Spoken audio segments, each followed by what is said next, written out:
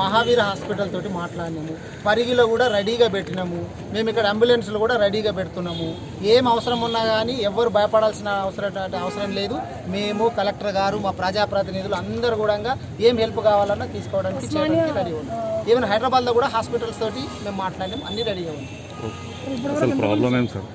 Problem ఏంది అంటే మనం ఇప్పుడే ఈ దశ లోపల చెప్పడానికి రాదు. మనం ఇంకా పరీక్షల రిపోర్ట్లు రావాలా, అవన్నీ వచ్చిన తర్వాత ఇప్పుడు వాళ్ళు వ్యక్తం చేసేటటువంటి డౌట్ కళ్ళు తాగిన వాళ్ళకు వస్తుంది, అదే కారణం కావచ్చు అనేది వాళ్ళు డౌట్ వ్యక్తం చేస్తున్నారు. అది నిజమా కాదనేటటువంటి రిపోర్ట్స్ వచ్చిన తర్వాత మాత్రమే మేము చెప్పగలుగుతాం.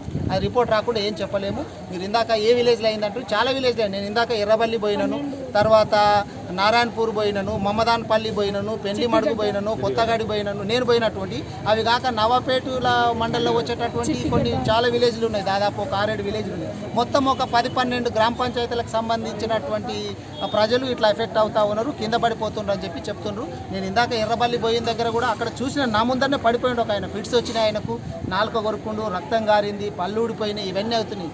అందుకే నేను అక్కడ డప్పు చాటింపు వేసినాము. మిగిలిన వాళ్ళు కూడా మీరు కూడా ప్రచారం చేయండి.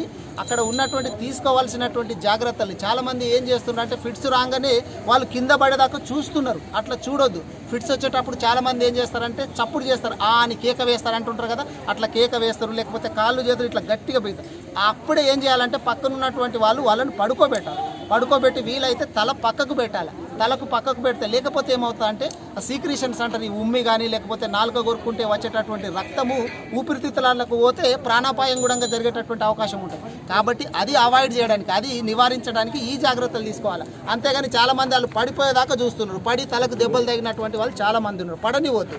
అయితే ఇంకొకటి పడంగానే వీళ్ళు ఏం చేస్తారంటే ఆ దెబ్బది అది చూసుడు బంద్ చేసి చెప్పు తీసుకొచ్చి ముక్కు దగ్గర పెట్టడము, తాళపు చేయిలు తీసుకొచ్చి చేతిలో పెట్టడము, ఇవి చేస్తుండ్రు. ఇవన్నీ కూడా మూఢనమ్మకాలు. వాటితోటి ఏమీ కాదు, లాభం లేదు.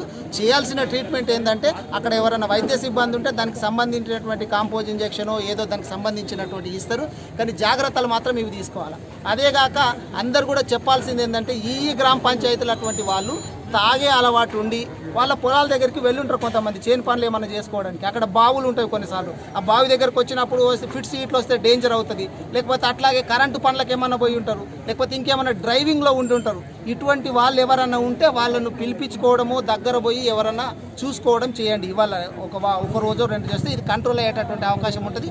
అన్ని పరీక్షల రిపోర్ట్లు వచ్చిన తర్వాత కారణం ఏందనేది చూసిన తర్వాత అప్పుడు కరెక్ట్గా తెలుస్తుంది.